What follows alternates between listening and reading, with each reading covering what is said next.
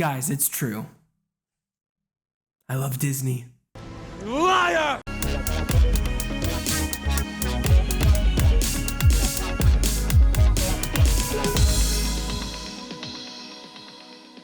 Hey guys, my name is Joseph Curtis, and if you love movies just as much as me, you have come to the right place. Now do me a huge solid and click that like and subscribe button. Also, if you want to follow me on the following social platforms, that would be great as well. Now, let's start talking. Ant-Man and the Wasp, Quantumania. Scott, Hope, along with Hank and Janet, explore the quantum realm, where they interact with strange creatures and embark on an adventure that goes beyond the limits of what they thought was possible. I think this is a solid entry into the MCU, specifically being the first thing in Phase 5, where it does tie up some things that are connected, specifically from Loki. And my God, the things that they do with Kang in this, just brutal. Jonathan Majors is a force of nature. He is the Darth Vader of the MCU. Now, I'm not going to say he's the best villain right now because Killmonger, Thanos, Hela, there are a lot of great villains. But as of right now, he is definitely in my top 5, top 10 for sure. I need a little bit more. I need a little bit more backstory, more motivation. But the way Jonathan Majors carries himself with every single scene that he's in, it's just a tortured man looking for time, and how time is a cage. That's how he describes it in the film. And he feels very surrounded by all of these different aspects when it comes to time, and he wants to conquer everything. I think when it comes to the good things about this film, it establishes the stakes for Phase 5 in an astounding way, in an exceptional way. But as an Ant-Man film, the connection pieces from Ant-Man 1, 2, and 3 with these characters that obviously were established in the first movie, how does that feel? How do we go from that to this? I can genuinely see why some people might get put off with this film, because it's very different. It is very science fiction.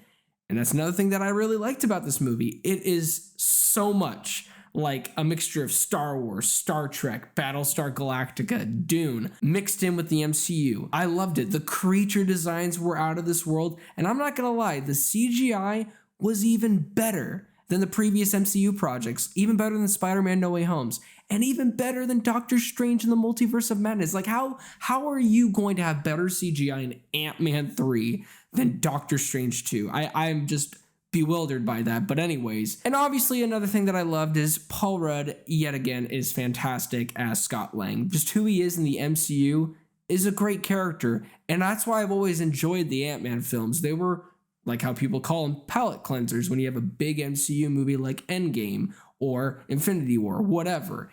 It's a good time. Now this one is definitely the more Avengers level threat kind of film compared to just a man simply going on a heist. In this one, though, they still do have the heartbeat of the Ant-Man movies, where it's about a man who has to break into somewhere for his future, for his family. And I really thought that was awesome. I really liked the connection points that Peyton Reed, the same director from the first 2 Ant-Man movies, still doing this one. It still harkens back to what this franchise, Ant-Man franchise, has all been about. Time, and how Scott has lost that through prison time, through being in the quantum realm and being stuck there, and now with this one where he's trying to reconnect with his daughter, and they still have, I guess, a good relationship, but I'm not gonna lie to you guys, I don't really like the direction they're going with her. She seems very overly confident. She doesn't really listen well to authority, and I mean good authority. Obviously there's bad authority, but when it comes to her character, it felt like from beginning to end, and how they end the characters with everybody, I felt especially from her, she was the one that grew the least. More so now going to the things that didn't really work. I felt like the writing put these characters in situations, and that's it. And Joseph, what do you mean? That's a movie. You have an Act 2, and an Act 3. Well, it just felt like things were happening to them. And I think that's the biggest detriment for this Ant-Man movie, is that I love the idea of taking a character like Ant-Man, so I guess useless, compared to Kang, and throwing that man against that man. I love the idea, because they both are going for the same thing, time, and you really feel the motivation from both of them. But at the same time, you have these different story arcs where Hank and Janet are separated from Scott and Cassie. They were just put in these situations that really didn't grab me in an emotional way, where I felt like, oh man, there was so much time lost between these two characters. I didn't feel justified with the arc that they were showing us. And when you put these characters in a really cool environment and then you have them just be thrown into a Revolution side arc, I don't feel anything from this Revolution. I don't really care. I want to know more about Kang. I want to know more about the relationship between Janet and Kang the Conqueror. But I still had to find time. It's a nice movie that has its flaws, but at the end of the day, I walked out of the theater with a smile on my face and the 2 post-credit scenes.